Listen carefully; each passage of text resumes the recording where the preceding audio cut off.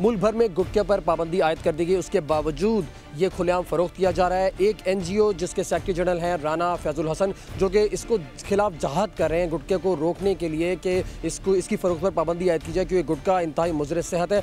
और आज भी वो सिंध हाई कोर्ट में मौजूद हैं। उन्होंने पटिशन दायर की है इसके खिलाफ कि आखिर पाबंदी के बावजूद गुटखा कैसे फ़रोख्त किया जा रहा है। इनसे हम बात करेंगे। राना साहब जी, गुटखे पर पाबंदी आयद कर दी गई और ऐसा महसूस हुआ कि वाकई इस पर अमल भी किया जाएगा, और ये बहुत ऐसा इक़दाम था कि लोगों को गुटखे की तबाहकारी से महफूज रखा जा सके, लेकिन उसके बावजूद गुटखा फ़रोख्त किया जा रहा है। जी, असल में ये गलती हमारी नहीं है, ना ही कोर्ट की गलती है। ये गलती सबसे ज़्यादा इंतज़ामिया की है।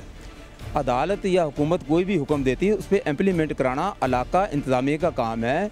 ये आपको मैं बताता चलूँ कि हम 13/5/2011 को हम लोगों ने ये पटिशन दायर की थी कि मुल्क भर में अताई डाटर और गुटखे की खरीदो फरोख्त पर पाबंदी लगाई जाए, जिस पर मौजूदा अदालत ने नोटिस जारी कर दी है। उसके बाद दोबारा फिर रिपीट नोटिस हुए हैं, फिर रिपीट नोटिस हुए हैं, आखिर ये कमेंट्स इन्होंने दाखिल नहीं कराए। उसके बाद 30/12/2011 को बाकायदा हुकूमत सिंध ने मैनपुरी और गुटखे पर पाबंदी लगाने का हुक्म दिया, मगर इसके बरक्स 3 माह गुजरने को हैं कि वो ही यहाँ उनके ये हुआ कि जहाँ इलाका पुलिस पहले 2,000 रुपये भत्ता ले रहा था, उनका भत्ता 4,000 रुपये बढ़ गया है। और हमने इसमें यही फ्रीक बनाया जो 51 की आज जो नोटिस हुए हैं कि आप होम डिपार्टमेंट को और IG सिंध पुलिस को पाबंद किया जाए कि गुटखा और मैनपुरी के ख़िलाफ़ बिल्कुल सख्त कार्रवाई की जाए ताकि इसकी खरीदो फरोख्त ना हो सके। राना साहब, आपके पास प्रूफ्स भी मौजूद हैं, आप इसके ख़िलाफ़ जहाद कर रहे हैं गुटखे के ख़िलाफ़, और आपकी NGO का मकसद ये है कि आप गुटखे पर जो पाबंदी आयद की गई है उसको इम्प्लीमेंट भी करवा सकें। अदालत ने नोटिस दे दिया, उसके बावजूद ये इंतज़ामिया तौहीन अदालत का इर्तिकाब क्यों कर रही है?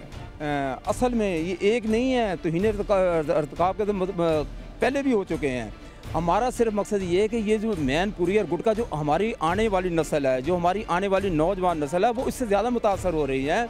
गुटखे खाने से आप उनको देख लें उनमें क्या बीमारियाँ फैल रही हैं। पूरी मैंने रिपोर्टें 3 लेबॉर्ट्रियों की रिपोर्ट दी है इसमें। आप इससे पहले भी इस हवाले से काम करते रहे, ये बताइए कि जब अदालत की तरफ से नोटिस दे दिया जाता है या ये कह दिया जाता है कि इस पर पाबंदी लगा दी जाए, हुक्म दे दिया जाता है, उसके बाद अगर उसको इम्प्लीमेंट ना कर सके इंतज़ामिया, कभी आपने देखा कि इस हवाले से उन लोगों के खिलाफ कार्रवाई की गई हो?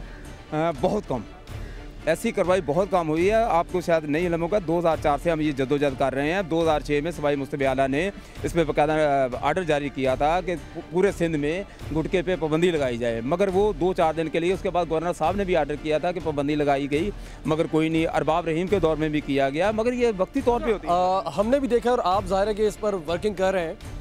इस वक्त भी हमारी तलात के मुताबिक 80 गुटखे के कारखाने सिर्फ कराची शहर में मौजूद है, ये बात सच है? बिल्कुल सच है, और मैंने वो आज के नेक्सट में लगे हुए हैं वो भी कि कराची में इस टाइम 80 गुटखे के जो कर रहे हैं और पुलिस की सरपरस्ती में चल रहे हैं। अच्छा, ये भी सुनने में आया है कि ये गुटखे की सप्लाई के लिए ऐसी मोटर बाइक्स इस्तेमाल करते हैं जिसकी नंबर प्लेट पुलिस के कलर की होती है, जिसे कोई रोकता नहीं। ये ऑन रिकॉर्ड है, बिल्कुल ये चीज़ें ऑन रिकॉर्ड है। ये मीडिया ये हकीकत है। मीडिया ये कह रहा है कि इसमें पुलिस की वो नीली और कलर की पट्टी में लगाए। ये देखो पुलिस सरपरस्ती में 80 कारखाने, ये 11 तारीख का है, मगर उसके बावजूद, और ये भी कह रहा है कि फिर के डोडो का पानी भी शामिल किया जाता है पुलिस कारखाने। ये इसमें जो अज्जा शामिल किए जाते हैं, जाहिर है कि आपके पास लेबॉर्ट्री रिपोर्ट भी है, उसमें सुनने में यह है कि ऐसे अज्जा होते हैं, चूना कत्था तो अपनी जगह पर, लेकिन जानवरों का खून और इसके साथ साथ अफ्यून का जो पानी होता है वो भी डाला जाता है। डाला जाता है, बिल्कुल। ये लेबॉर्ट्री की रिपोर्ट में साबित हुआ है। लेबॉर्ट्री की रिपोर्ट ने तो यहाँ तक उनके अदाद शुमार दिए कि भाई ये चीज़ ऐसी है कि मुज़र सेहत, इसको तो हाथ लगाना भी क्या, नज़दीक भी नहीं रखना चाहिए, मगर उसके बावजूद हम लोग खा रहे हैं।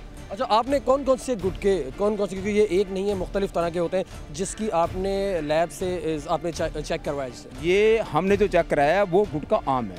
आप गुटखा कोई भी, अच्छा, जो प्लास्टिक थैलियों में जो यहीं पर तैयार किया जा रहा है वही गुटखा है, वो उसी सबसे ज़्यादा इस्तेमाल भी वही हो रहा है। ये लेबॉर्ट्रियों की बाकायदा जो उन्होंने लेबॉर्ट्री ने अपने तौर पे किया, डॉक्टर ईसा लेबॉर्ट्री वालों ने अपने तौर पे किया, उन्होंने भी अच्छा काम किया था कि इस चीज़ पे पाबंदी लगाई जाए, मगर उनके पास लैब की रिपोर्ट की कॉपी आप मुझे ज़रा जी, आप देख सकते हैं कि ये लैब की रिपोर्ट है और गुटके के हवाले से कि इसके नुकसानात क्या हैं, गुटके में अज्जा कौन से शामिल होते हैं। इसमें कुछ तस्वीरें वाज़ेह नहीं है क्योंकि ये फ़ोटो कॉपी है, लेकिन आप देख सकते हैं कि soft drug use in Pakistan, और इसके साथ साथ केस स्टडी भी आगे दी गई है जो कि कैमरे की आँख से आप वाज़ेह तौर पर नहीं देख सकते, लेकिन हम देख रहे हैं जिसमें वाज़ेह तौर पर निशानदेही की गई है कि गुटका, पान, छालिया ये इंतहाई मुज़र सेहत है और इसके नुकसानात भी इसमें बताए गए हैं। बीमारियों के हवाले से भी आगाह किया गया है। आप देख सकते हैं कि कुछ तस्वीर भी हैं जिसमें दिखाया गया कि इसके नुकसानात क्या हैं, क्योंकि मुंह का कैंसर, गले का कैंसर, पेट में कैंसर, ज़ाहिर है कि सब इसके नुकसानात में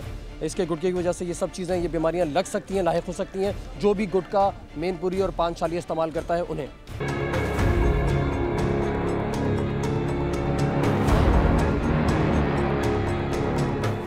हमारे साथ मौजूद है डॉक्टर कैसर सज्जाद, जिन्होंने पाकिस्तान मेडिकल एसोसिएशन के प्लेटफॉर्म से भी खासा काम किया है गुटका और मेनपुरी के खिलाफ। हम इनसे जानना चाहेंगे, कैसर साहब, गुटका खाने से जो बीमारियां लाहिक होती हैं उन बीमारियों पर रोशनी डालें। देखें, गुटखा से तो बहुत सारी प्रॉब्लम्स होती हैं, लेकिन यहाँ पर सिर्फ मैं बताना चाहूँगा कि गुटखा बनता है छालिया से, और छालिया, जो लोग सिर्फ छालिया खाते हैं वो शायद समझते हैं कि शायद छालिया से कोई बीमारी नहीं होती है। छालिया से भी वही बीमारी होती है जो गुटखा या मेनपुरी या इस तरह की चीज़ें खाने से होती है। और एक आदमी जिसका कॉन्सेप्ट ये है कि छालिया खाने से कुछ नहीं होता है, तो छालिया खाने से भी कैंसर होता है, छालिया खाने से सबम्यूकस फाइब्रोसिस होता है।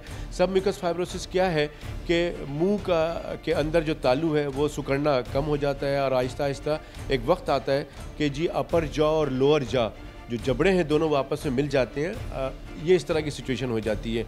तो वो ये सारा कुछ छालिया से होता है। लेकिन जब इसमें ऑगमेंटेशन होती है, इसमें मिक्सिंग होती है कुछ ऐसी चीज़ों की जो कि और मुज़र सेहत है। मिसाल के तौर पे इसमें आर्टिफिशियल कलर मिलाया जाता है, जो कि हमारे इस वक्त अगर अंदाजे के मुताबिक अगर देखा जाए तो 122 या 23 ब्रांड की मीठी सुपारी और मुख्तलिफ़ पन्नियों में मार्केट में दस्तयाब है जो लोग खाते हैं।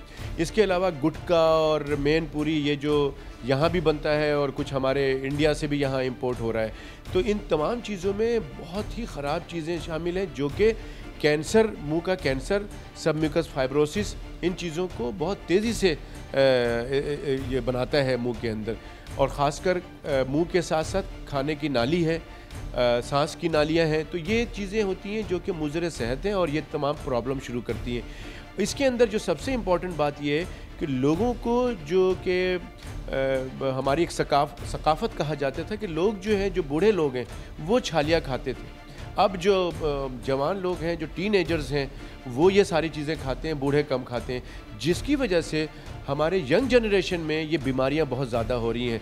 सब सिम्टम्स, गुटका हो या मेनपुरी हो या छालिया, जो भी इस नौइयत की ये ममनू अशियाँ हैं जो नुकसानदेह सेहत के लिए, बीमारी की इब्तदाई अलामात क्या होती हैं? क्या उस वक्त अगर इस आदत पर, बद आदत पर काबू पा लिया जाए तो महफूज रहा जा सकता है बीमारी से?